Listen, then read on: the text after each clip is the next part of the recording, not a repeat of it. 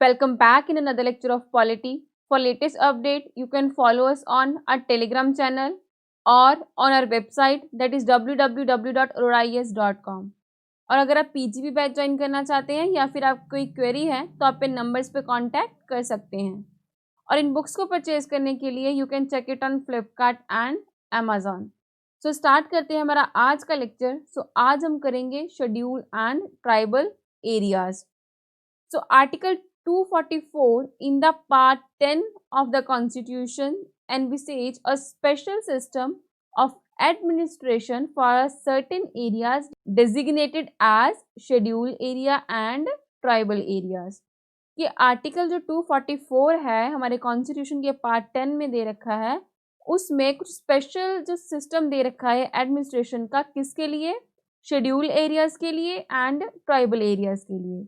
जो fifth schedule है हमारे कॉन्स्टिट्यूशन का deals with the administration and control of the schedule area and schedule tribe in any state except 4 states of Assam, Meghalaya, Tripura and Mizoram. कि जो fifth schedule है हमारे constitution का उसमें जो सारे स्टेट्स में जो schedule area and schedule tribes है वहाँ पे कैसे एडमिनिस्ट्रेशन किया जाएगा, कैसे वहाँ पे कंट्रोल किया जाएगा, उसके बारे में दे रखा है। एक्सेप्ट कौन सी स्टेट? असम, मेघालय, त्रिपुरा एंड मिजोरम। यानी कि इन चारों स्टेट्स के बारे में हमारे फिफ्थ शेड्यूल में नहीं दिया गया है। तो कहाँ दिया गया है इनके बारे में? सिक्स्थ शेड्यूल में। Sixth schedule of the constitution deals with the administration of tribal areas. कहाँ पे? जो फोर्थ नॉर्थ ईस्टर्न स्टेट्स हैं, असम, मेघालय, त्रिपुरा एंड मिजोरम। नेक्स्ट अब हम देखेंगे administration of the schedule area कि शेड्यूल एरिया की जो एडमिनिस्ट्रेशन है वो कैसे होगी। यहाँ पे क्या दे रखा है कि schedule areas are treated differently from the other areas in the country. कि जो शेड्यूल एरियाज हैं उनको जो कंट्री के बाकी एरियाज हैं उनसे डिफरेंट ट्रीट किया जाता है। क्यों? because they are inhabited by the aboriginals। Because वहाँ पे जो है aboriginals रह रहे होते हैं। aboriginals कौन होते हैं? जिन्हें हम आदिवासी बोलते हैं। कि वो जो एरियाज है वहाँ पे आदिवासी लोग रह रहे होते हैं जो कि सोशली एंड इकोनॉमिकली बैकवर्ड होते हैं और जिनकी इम्प्रूवमेंट के लिए कुछ स्पेशल एफर्ट्स की ज़रूरत होती है। This special efforts need to be made to improve their condition. कि अगर आपको उन एबॉर्जिनल्स की कंडीशन को इम्प्रूव करना है तो उस चीज़ के लिए आपको कुछ स्पेशल एफर्ट्स करने पड़ेंगे।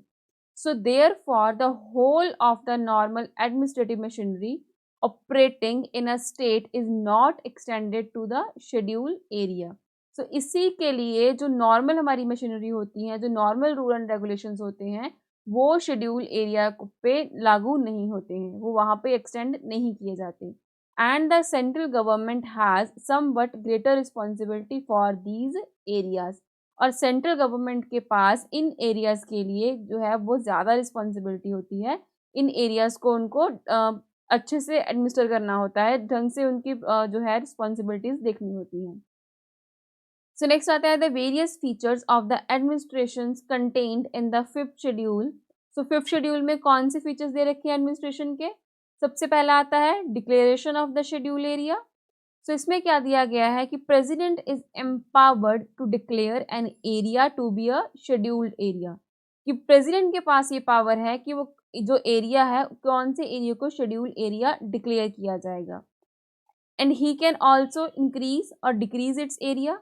वो प्रेसिडेंट उस एरिया को इंक्रीज या फिर डिक्रीज कर सकते हैं, उसकी बाउंड्री लाइन को ऑल्टर किया जा सकता है, resign such designation or make fresh order for such redesignation on an area in consultation with the governor of the state concerned।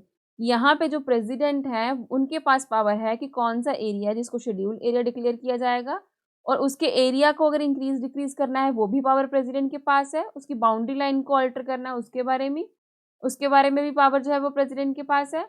और अगर कुछ रीडिज़ाइन करके उस एरिया के लिए फ्रेश ऑर्डर्स निकालने हैं तो वो भी प्रेसिडेंट करेंगे, बट उस स्टेट के गवर्नर की कंसल्टेशन से। नेक्स्ट आता है executive power of the state and centre. So इसमें क्या है कि executive power of the state extended to the schedule area but the governor has a special responsibility regarding such areas, कि जो स्टेट की एग्जीक्यूटिव पावर है वो इन शेड्यूल एरियाज पे एक्सटेंड की जा सकती है, बट गवर्नर के पास यहाँ पे स्पेशल रिस्पॉन्सिबिलिटीज होती हैं उस एरिया के रिगार्डिंग में. He has to submit a report to the president regarding the administration of such areas. तो यहाँ पे जो गवर्नर होंगे उस स्टेट के, वो रिपोर्ट सबमिट करेंगे प्रेसिडेंट के पास उस एरिया की एडमिनिस्ट्रेशन के लिए. कैसे करेंगे? एनुअली, यानी कि 1 साल के बाद, और when ever so required by the president, या फिर जिस टाइम पे प्रेसिडेंट उनसे वो रिपोर्ट मांगेंगे. So the executive power of the center extended to giving directions to the state regarding the administration of such areas. और जो सेंटर की एग्जीक्यूटिव पावर है वो कैसे एक्सटेंड होगी कि वो डायरेक्शंस देंगे स्टेट को कि कैसे उस एरिया को एडमिनिस्टर किया जाएगा. सो नेक्स्ट आती है ट्राइब्स एडवाइजरी काउंसिल. सो इसमें क्या है कि each state having schedule area has to establish a tribes advisory council to advise on welfare and advancement of the scheduled tribes. कि वो स्टेट जहाँ पे शेड्यूल एरियाज है तो वहाँ पे जो वो स्टेट क्या करेगी, ट्राइब्स एडवाइजरी काउंसिल एस्टैब्लिश करेगी. किस चीज़ के लिए? कि स्टेट को वो एडवाइस करेगी वेलफेयर के लिए, एडवांसमेंट के लिए, किनकी? शेड्यूल ट्राइब्स की. सो इसके मेंबर्स कितने होंगे? 20. It consist of the 20 members, 3/4 of whom are to be representatives of the scheduled tribes in the state legislative assembly. और जो 3/4 members होंगे वो state legislative assembly में as a scheduled tribes representative बैठेंगे. A similar council can also be established in the state having scheduled tribes but not scheduled areas. तो if the president so directed, कि ये जो similar council है वो उन areas में भी एस्टैब्लिश की जा सकती है जहाँ पे सिर्फ शेड्यूल्ड ट्राइब्स हैं, शेड्यूल एरियाज नहीं हैं, अगर प्रेसिडेंट रिकमेंड करते हैं इस चीज़ के लिए. सो नेक्स्ट आता है law applicable to schedule areas. कौन से लॉ एप्लीकेबल होंगे शेड्यूल एरियाज पे?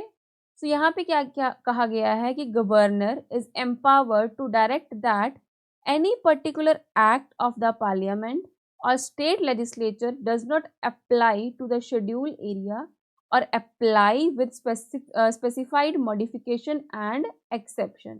तो यहाँ पे क्या कहा गया है कि गवर्नर के पास ये पावर है कि वो अगर कोई पार्लियामेंट का एक्ट है या फिर कोई स्टेट लेजिस्लेचर का एक्ट है कि वो चाहे तो उसको वहाँ शेड्यूल एरिया पे अप्लाई कर सकते हैं, अगर चाहे तो नहीं भी कर सकते. अगर उनको वहाँ पे अप्लाई करना है तो वो कुछ मॉडिफिकेशन के साथ या फिर कुछ एक्सेप्शंस के साथ उनको वहाँ पे अप्लाई किया जा सकता है.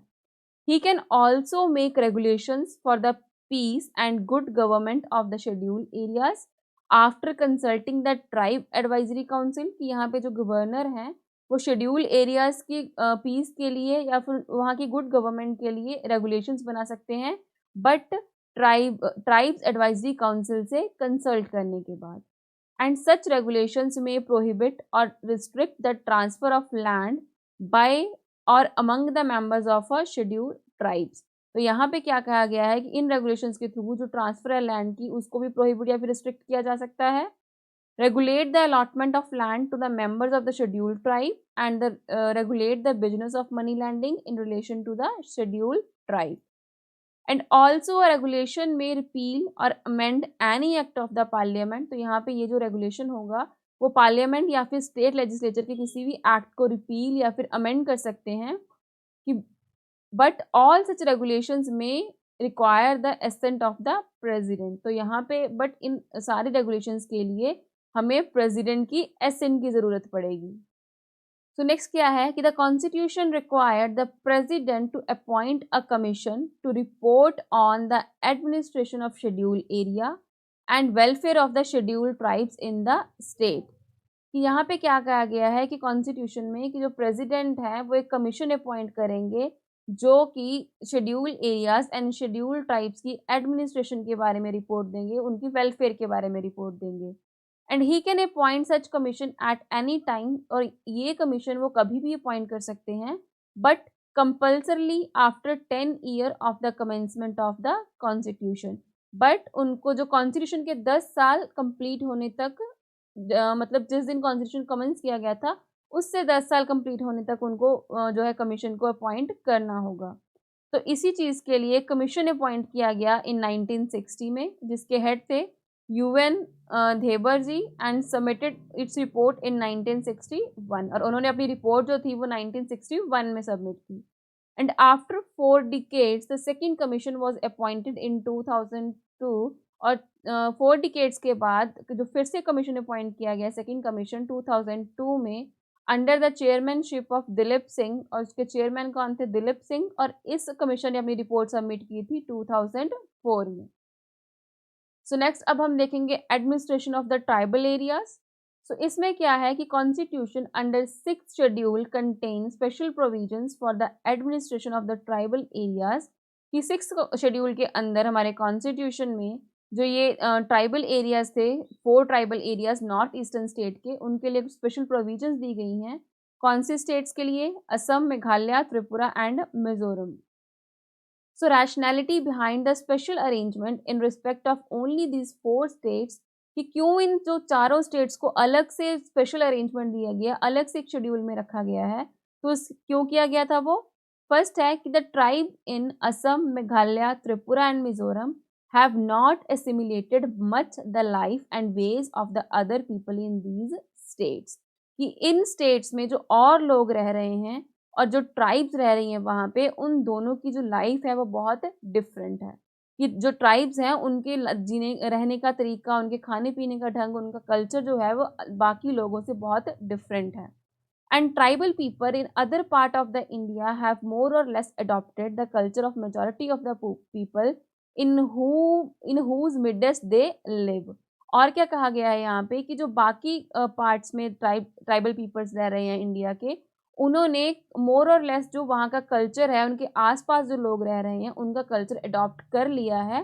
बट जो असम, मेघालय, मिजोरम या फिर त्रिपुरा में ट्राइब्स रह रही हैं, उनका जो सिस्टम है रहने का वो वैसे का वैसा ही है जैसे उनका खुद का कल्चर है, कि still have their roots in their own culture, custom and civilisation, कि उनके जो रूट्स हैं वो अभी भी उन्हीं के कल्चर में हैं, वो अभी भी अपने कल्चर एंड कस्टम्स के हिसाब से ही रह रहे हैं। सो फीचर्स दिए गए हैं यहाँ पे 6th शेड्यूल में, कौन से दिए गए हैं? फर्स्ट है कि the tribal areas in 4 state of Assam, Meghalaya, Tripura and Mizoram have been constituted as autonomous district, कि यहाँ पे जो ट्राइबल एरियाज हैं इन चारों स्टेट्स में उनको as a autonomous district constitute किया गया है, but they do not fall outside the executive authority of the state concerned, कि बेशक उनको यहाँ पे ऑटोनमस डिस्ट्रिक्ट कॉन्स्टिट्यूट किया गया है बट फिर भी वो स्टेट की एग्जीक्यूटिव अथॉरिटी के अंदर ही आएंगे। The governor is empowered to organise and reorganise the autonomous district, तो यहाँ पे गवर्नर के पास पावर है कि वो इन ऑटोनमस डिस्ट्रिक्ट्स को ऑर्गेनाइज या फिर रीऑर्गेनाइज कर सकते हैं। नेक्स्ट क्या है कि if there are different tribes in an autonomous district, the governor can divide the district into a several autonomous region. अगर किसी एक ऑटोनमस डिस्ट्रिक्ट में अलग अलग ट्राइब्स रह रही हैं, तो वहाँ पे जो गवर्नर हैं वो उस ऑटोनमस डिस्ट्रिक्ट को डिफरेंट सेवरल ऑटोनमस रीजन्स में डिवाइड कर सकते हैं।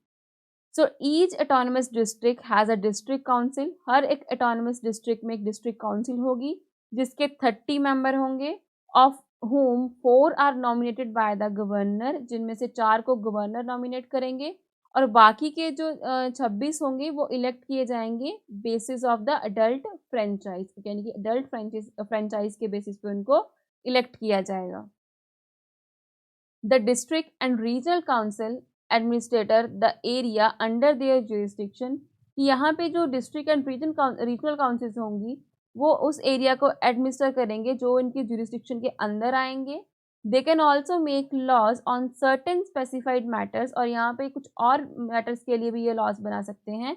कौन से? जैसे कि लैंड के बारे में, फॉरेस्ट होगी, कैनाल वाटर हो गया, शिफ्टिंग कल्टीवेशन हो गया, विलेज एडमिनिस्ट्रेशन हो गया, मैरिज वगैरह हो गया, divorce, social custom and so on. और but all such laws require the assent of the governor, और इन सब लॉज को बनाने के लिए उनको गवर्नर से एसेंट लेनी पड़ेगी। सो नेक्स्ट है कि district and the regional council within their territorial jurisdiction can constitute village council or court for trial of suit and cases between the tribes, कि यहाँ पे जो डिस्ट्रिक्ट एंड रीजनल काउंसिल्स हैं वो अपनी जुरिस्डिक्शन के अंदर विलेज काउंसिल कॉन्स्टिट्यूट कर सकते हैं या फिर court for trial of suits या इन केसेस को बना सकते हैं ट्राइब्स के लिए। The district councils can establish and construct और मैनेज प्राइमरी स्कूल्स। तो यहाँ पे जो डिस्ट्रिक्ट काउंसिल है वो प्राइमरी स्कूल्स को मैनेज कर सकते हैं, उनको कंस्ट्रक्ट कर सकते हैं, डिस्पेंसरीज बना सकते हैं, markets, fisheries, ferries, roads and so on in the districts. And it can also make regulations for the control of money lending and trading by the non-tribals। तो यहाँ पे ये जो district council है वो जो मनी लैंडिंग है उस पर भी कंट्रोल करेगी और जो नॉन ट्राइबल एरिया और नॉन ट्राइबल लोग वहाँ पे ट्रेड कर रहे हैं उसको भी रेगुलेट करेगी। The district and regional council are empowered to assesses and collect land revenue and to impose certain specified taxes. और यहाँ पे ये दोनों काउंसिल जो हैं डिस्ट्रिक्ट एंड रीजनल काउंसिल यहाँ पे लैंड रेवेन्यू यानी टैक्स वगैरह भी कलेक्ट कर सकती हैं या फिर कुछ स्पेशल सर्टेन टैक्स भी वहाँ पे स्पेसिफाई कर सकती हैं। So act of the parliament और the state legislature do not apply to autonomous districts. तो यहाँ पे क्या कहा गया है कि जो पार्लियामेंट के एक्ट है या फिर स्टेट लेजिस्लेचर के जो एक्ट होंगे वो इन ऑटोनमस डिस्ट्रिक्ट्स पे अप्लाई नहीं होंगे एंड और इन ऑटोनमस रीजन्स पे भी अप्लाई नहीं होंगे और applied with specified modification and exception. कि अगर आपको वहाँ पे इनको अप्लाई करना है तो कुछ मॉडिफिकेशन या फिर एक्सेप्शंस के साथ ही इसको वहाँ पे अप्लाई किया जा सकता है। The governor can appoint a commission. तो यहाँ पे गवर्नर जो है वो कमीशन अपॉइंट करेंगे किस चीज़ के लिए? To examine and report on any matter relating to the administration of the autonomous district or region. ये वहाँ पे जो ऑटोनमस डिस्ट्रिक्ट और रीजन्स की एडमिनिस्ट्रेशन है वो कैसे चल रही है उसको एग्जामिन करके रिपोर्ट दे। And he may dissolve a district or regional councils on the recommendation of the commission. और यहाँ पे जो गवर्नर हैं वो उस डिस्ट्रिक्ट काउंसिल को या फिर रीजनल काउंसिल को डिसॉल्व भी कर सकते हैं अगर कमीशन वहाँ पे उनको ये रिकमेंड करती है। तो यहाँ पे हमारा आज का लेक्चर कंप्लीट होता है। तो इसी के साथ हमारा ये चैप्टर भी कंप्लीट होता है। मिलते हैं अपने नेक्स्ट लेक्चर में नेक्स्ट चैप्टर के साथ। Thank you.